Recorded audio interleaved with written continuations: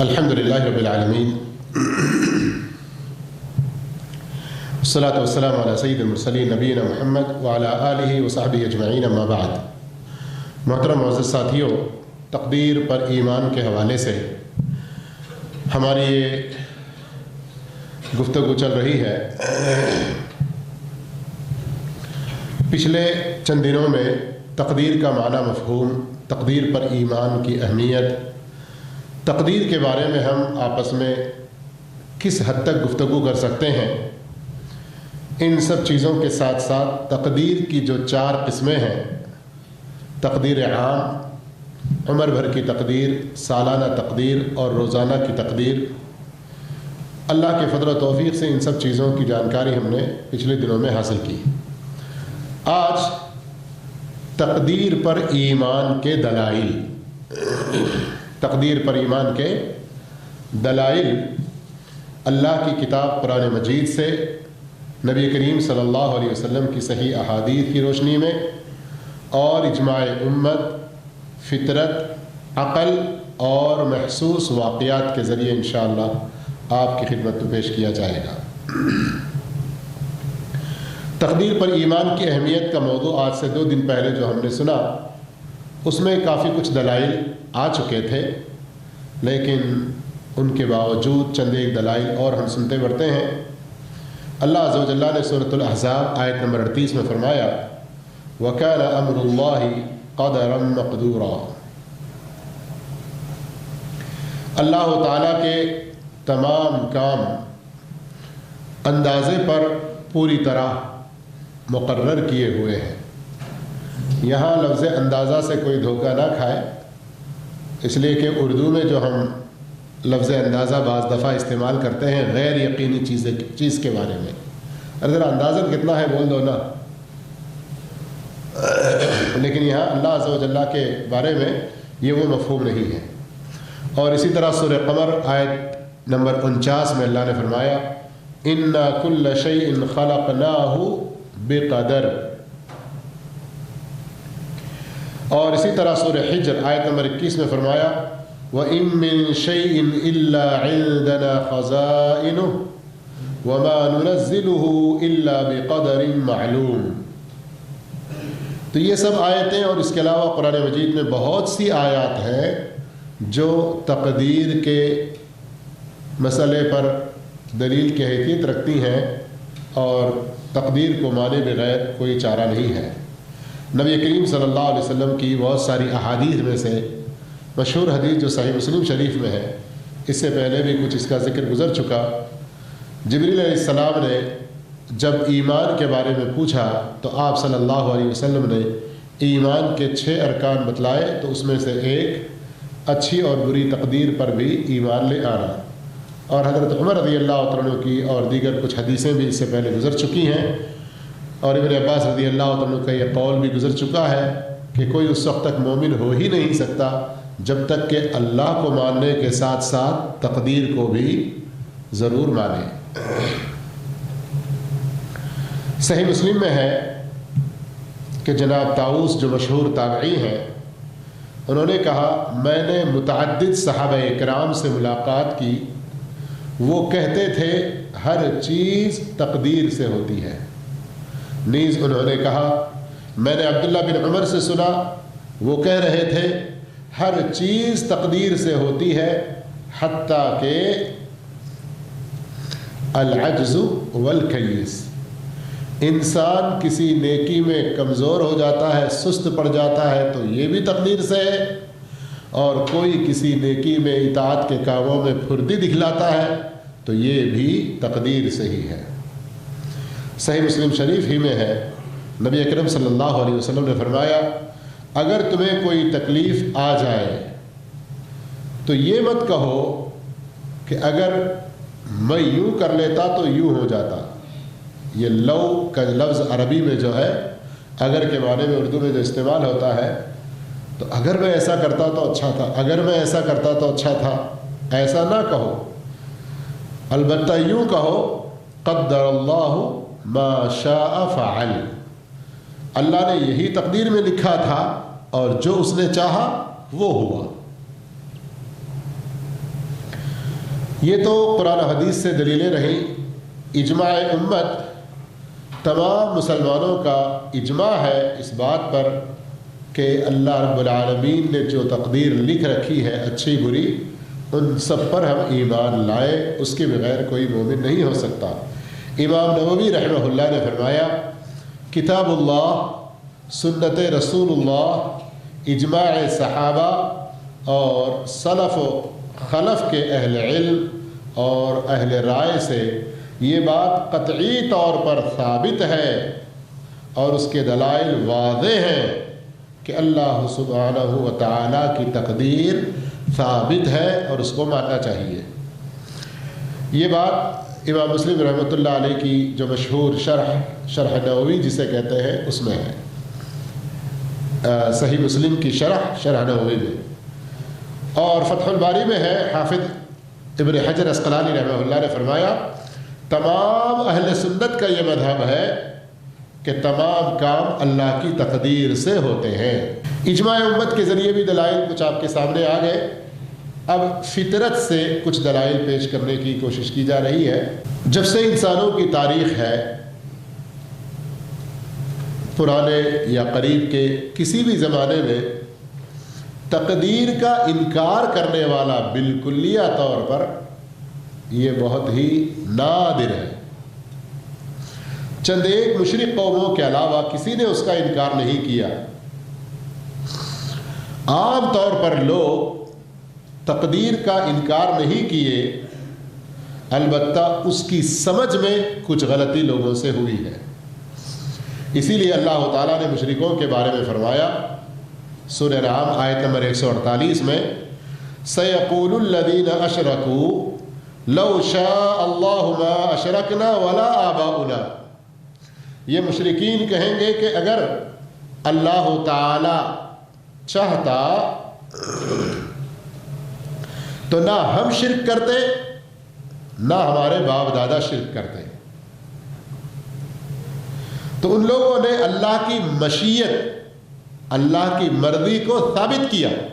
لو شاء اللہ، اللہ کی مشیت کو مشرکین نے بھی ثابت کیا، مانا. لیکن پھر کیا ہوا؟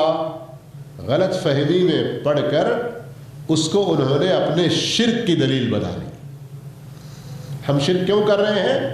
اس لیے کہ ہمارے باپ دادا نے بھی کیا اور اللہ یہی چاہتا ہے، نعوذ باللہ. تو اللہ کے چاہنے کو مانا، لیکن اس کی سمجھ میں انہوں نے غلطی کر کے شرک کے لیے انہوں نے دلیل لینے کی کوشش کی. تو اللہ رب العالمین نے واضح طور پر ان کا رد کیا اور کیا کہا؟ ان سے پہلے لوگوں کا بھی یہی حال ہے. كَذَلِكَ كَذَّبَ الَّذِينَ مِن قَبْلِهِمْ. اسی طرح جو لوگ ان سے پہلے ہو چکے ہیں انہوں نے بھی جھٹلایا. زمانِ جاہلیت میں عرب بھی تقدیر کو مانتے تھے، اس کا انکار نہیں کرتے تھے. ان میں کوئی ایسا آدمی نہیں تھا جو تقدیر کو ایک غیر معروف نامعلوم سی چیز کہتا ہو. ایسے لوگ نہیں ملے. یعنی کسی نے بھی تقدیر کی مطلقاً نفی نہیں کی.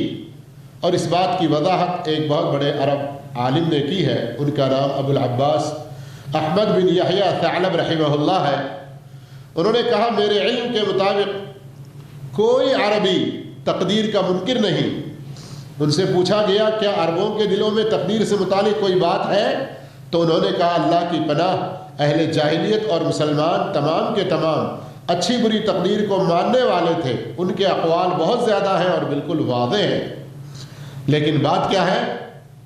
اس کو ماننے کے باوجود اس میں غلط فہمی میں پڑ گئے.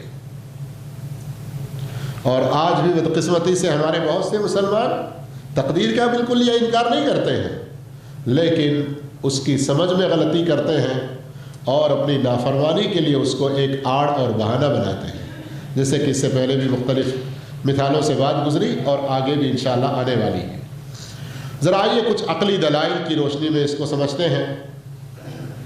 صحیح عقل جب کہتے ہیں کہ عقلی دلیل، تو ہر آدمی کی عقل پر نہیں، اس لیے کہ جس کی عقل فطرت پر نہیں ہے، جس کی عقل صحیح نہیں ہے، وہ غلط بھی سوچ سکتے ہیں اور غلط فیصلے بھی کر بیٹھتے ہیں. اس لیے صحیح عقل قطعی طور پر یہ فیصلہ کرتی ہے کہ اس کائنات کو پیدا کرنے والا اللہ تعالیٰ ہے، وہی اس کا نظام چلاتا ہے اور وہی مالک ہے، اور یہ ممکن ہی نہیں کہ ایک ایسا بے مثال نظام باہم جڑا ہوا اور اسباب و مسببات کے درمیان سلجھا ہوا اچانک ظاہر ہو جائے۔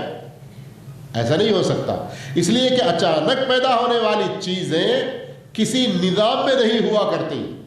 یہ کیسے ممکن ہے کہ اس کے ساتھ ساتھ ان کی بقا اور ترقی بھی ہو اور وہ پورے انتظام کے ساتھ چلتے بھی رہیں؟ جب عقلاً یہ بات طے ہو گئی کہ اللہ ہی خالق کائنات ہے تو لازم ہے کہ اس کی مرضی اور تقدیر کے بغیر کوئی چیز نہ ہو۔ اس بات کو اللہ تعالیٰ کا یہ فرمان مزید تقویت دیتا ہے۔ سورۃ طلاق آیت نمبر 12 میں اللہ نے فرمایا اللہ الذی خلق 7 سماوات ومن الارض مثلہن، وہی اللہ ہے جس نے 7 آسمانوں کو پیدا کیا اور ان جیسے زمینوں کو پیدا کیا، یتنزل الامر بینہن، اس کا حکم ان کے درمیان اترتا ہے، لتعلموا، تاکہ تم جان لو، ان اللہ علی کل شیء قدیر، اللہ ہر چیز پر قادر ہے، وَأَنَّ اللَّهَ قَدْ أَحَاطَ بِكُلِّ شَيْءٍ عِلْمًا، اور اللہ رب العالمین کا جو علم ہے وہ ہر چیز کو محیط ہے، گھیرے ہوئے ہے، اس کے علم سے کوئی چیز پوشیدہ نہیں ہے۔ تو یہ آیت بھی بہت واضح طور پر دلیل بنی کہ جب یہ پوری کائنات باقاعدہ اس قدر سسٹم کے ساتھ چل رہا ہے، اب مزید ہم تفصیل میں جائیں اگر تو روزانہ سورج کا اپنے اپنے برج یا منزل سے طلوع ہونا، چاند کا نکلنا، اور پھر اسی طرح یہ موسموں کی تبدیلی، یقیناً ان میں عقل مندوں کے لیے دلیل ہے، جیسے کہ اللہ رب العالمین نے سورہ بقرہ میں اور اسی طرح سے سورہ آل عمران کے آخر میں اور بھی کئی قرآن مجید میں آیات ہیں۔ تو جب اللہ رب العالمین اس کو اس قدر انتظام کے ساتھ چلا رہا ہے تو بغیر تقدیر کے یہ ممکن نہیں ہے۔ یہ بات بھی طے ہے کہ تقدیر سے متعلقہ تفصیلات کا عقل انکار نہیں کرتی، بلکہ ہر اعتبار سے ان کے ساتھ اتفاق کرتی ہے۔ اب اگر ہم واقعاتی دلائل جو اس دنیا میں واقع ہو چکے ہیں ان کی روشنی میں اگر دیکھیں تو ہم دیکھتے ہیں، سنتے ہیں اور پڑھتے ہیں کہ قضا و قدر پر ایمان لانے سے لوگوں کے معاملات ٹھیک رہتے ہیں۔ کچھ واقعات تقدیر پر ایمان کے فوائد اس عنوان کے تحت آگے بھی انشاءاللہ بیان کریں گے۔ چنانچہ تقدیر پر دل سے ایمان لانے والے ہی سب سے زیادہ خوش قسمت اور سب سے زیادہ صبر کرنے والے ہوتے ہیں، سب سے زیادہ بہادر اور سب سے زیادہ سخی ہوتے ہیں، سب سے زیادہ کامل اور سب سے زیادہ عقل مند ہوا کرتا ہے۔ پھر یہ بات بھی واضح رہے کہ تقدیر ہی نظام توحید ہے، جیسا کہ عبداللہ بن عباس رضی اللہ عنہ نے فرمایا کہ قضا و قدر پر ایمان لائے بغیر توحید پر ایمان صحیح نہیں ہو سکتا۔ پھر یہ بات بھی قابل توجہ ہے کہ اللہ اور اس کے رسول صلی اللہ علیہ وسلم نے مستقبل کے بارے میں جو غیب کی خبریں دی تھیں وہ پوری ہو گئی، اور قیامت سے پہلے کئی ایک پورے ہونے والے ہیں، لیکن اب تک کئی ایک پورے ہو چکے ہیں۔ تو یہ بھی بہت بڑی واقعاتی واضح دلیل ہے کہ تقدیر پر ایمان لانا حق اور سچ ہے، اس کے بغیر انسان کے لیے کوئی چارہ نہیں ہے۔ چونکہ آج کا وقت ویسے ہی ذرا کچھ کم ہے، جیسے کہ کل بھی اعلان کیا تھا، کچھ مصروفیات مکتب کی مشغولیتوں کی وجہ سے، اس لیے آج کے سبق کے بارے میں زیادہ تفصیل اور زیادہ مثالوں میں گئے بغیر آپ کے سامنے مختصر انداز میں رکھنے کی ہم نے کوشش کی۔ آج کا سبق کیا تھا کہ تقدیر پر ایمان کے دلائل قرآن، حدیث، اجماع، فطرت، عقل اور واقعاتی دلائل کی روشنی میں اللہ عز و جل ہم سب کو نیک توفیق عطا فرمائے، اور اللہ رب العالمین ہم سب کو تقدیر پر ایمان ویسے ہی رکھنے کی توفیق دے جیسے کہ اس کو مطلوب ہے۔